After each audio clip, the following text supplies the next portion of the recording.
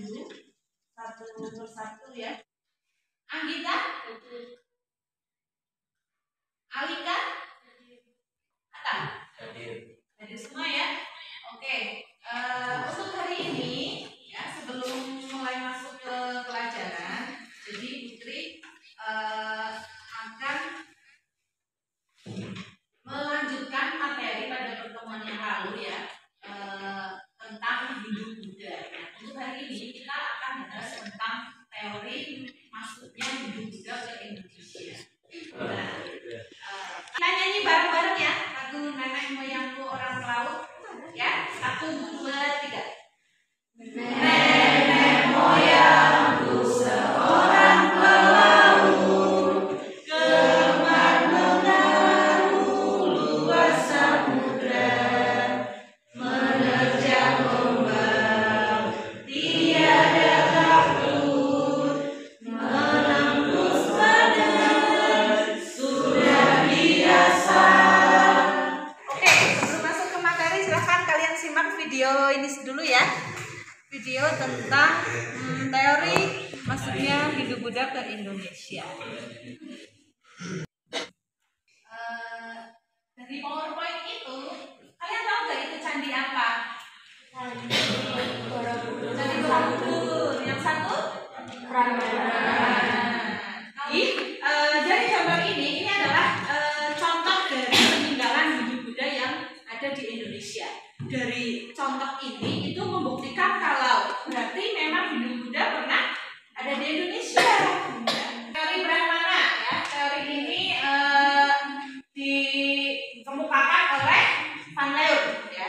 Menurut Van Leur ya, mereka prajurit dari India yang datang ke Indonesia. Mereka melarikan diri ke Indonesia karena di sana ada perang. Ini menurut Majumdar berdasarkan teori kesatria.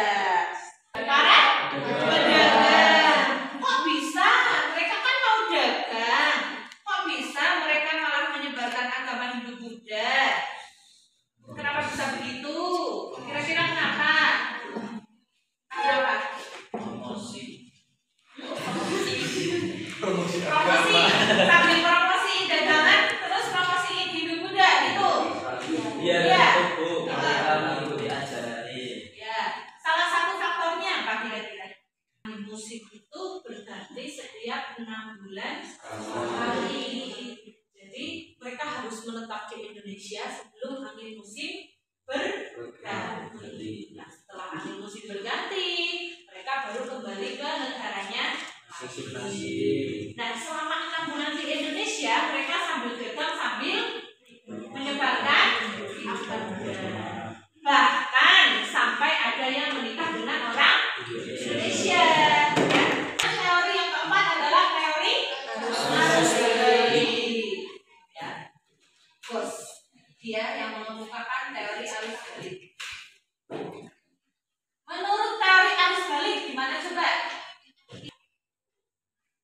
Ya, dari masing-masing teori itu punya kelebihan dan kekurangan masing-masing. Dan sesuai rencana kita hari ini, ya, kemarin kan kita sudah membentuk kelompok ya, sudah membentuk kelompok.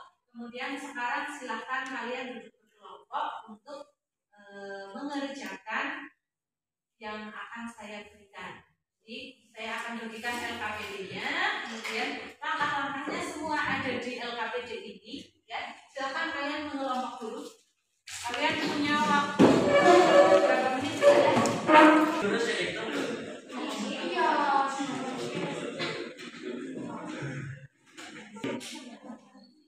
Isi teorinya bagaimana? Tadi tulisnya kita.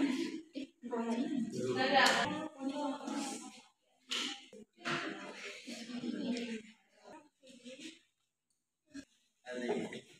Jangan hanya tenang-tenang.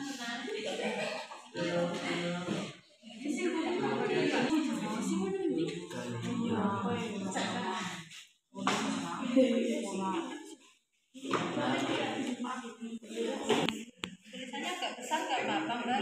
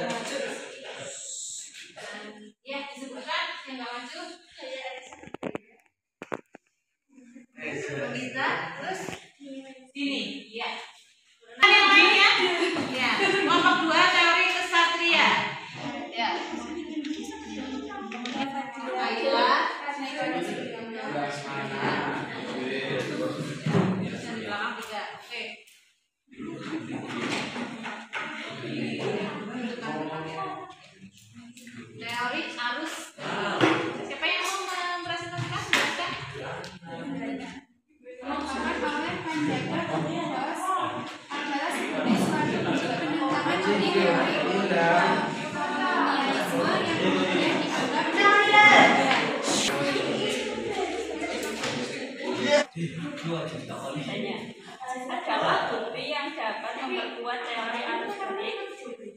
Buktinya enggak? Temukannya prasasti Nalanda yang menjelaskan pembangunan wihara untuk pelajar dari kerajaan Sriwijaya di India. Dari masa tersebut diketahui bahwa pada masa Sriwijaya telah banyak pelajar dari Nusantara yang belajar ilmu agama Hindu Buddha secara langsung ke India. Ya, betul.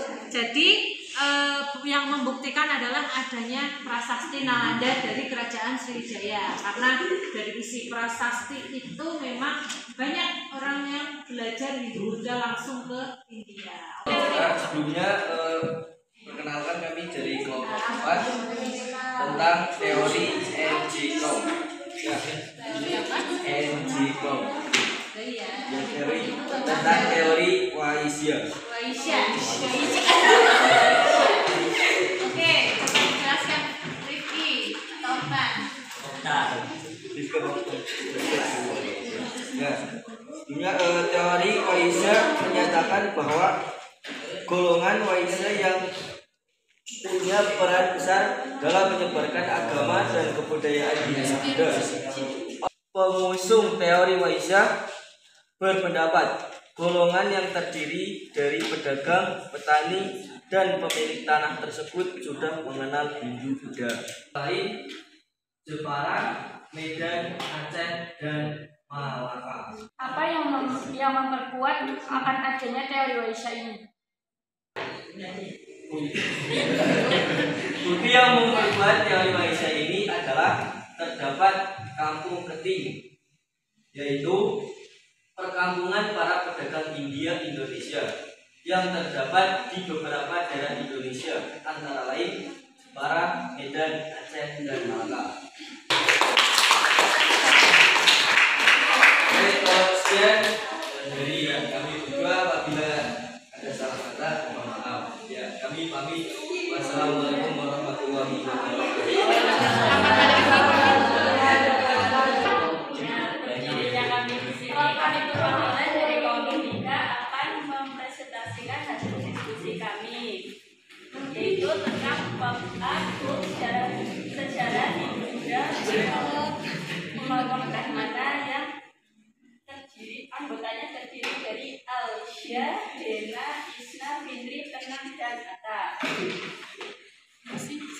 Nah, di sini kami ada teori Brahmana. Teori Brahmana ini menyatakan bahwa maksudnya agama dan kebudayaan Hindu Buddha Nusantara dibawa oleh golongan Brahmana yang diundang para penguasa di Nusantara. Datangnya mereka ke Indonesia karena mendapatkan undangan dari para penguasa Indonesia. Dengan kemampuan yang dimiliki oleh orang-orang golongan Brahmana semakin menguatkan kebenaran teori Brahmana. Adapun kekurangan teori Brahmana yaitu selain bukti kekurangannya ada juga yang membantah bahwa teori Brahmana tidak pas jika direlevansikan dengan penyebaran agama Hindu di Indonesia. Ya, bukti apa saja yang menguatkan tentang teori Brahmana? Bukti nyata yang dijadikan dasar dari teori Brahmana adalah prasasti Indonesia yang pertama ditemukan menggunakan bahasa Sanskerta. Sedangkan di India sendiri bahasa itu hanya digunakan dalam kitab suci dan upacara keagamaan Hindu. Adalah teori seputar masuknya agama dan kebudayaan Hindu. Sejarawan dari Belanda. Ditutup, ada yang bisa menjelaskan atau mereferensikan dari yang sudah kita pelajari hari ini, masing-masing kelompok satu-satu. Teori Brahmana dulu, siapa? Teori Brahmana itu dicetuskan oleh siapa? Kemudian isinya bagaimana?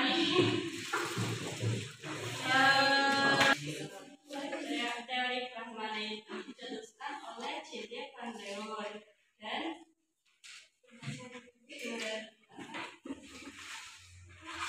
para apa sih anaknya? Kedua ada teori kesatria, para prajurit dari India. Oke, betul sekali. Enjikrom.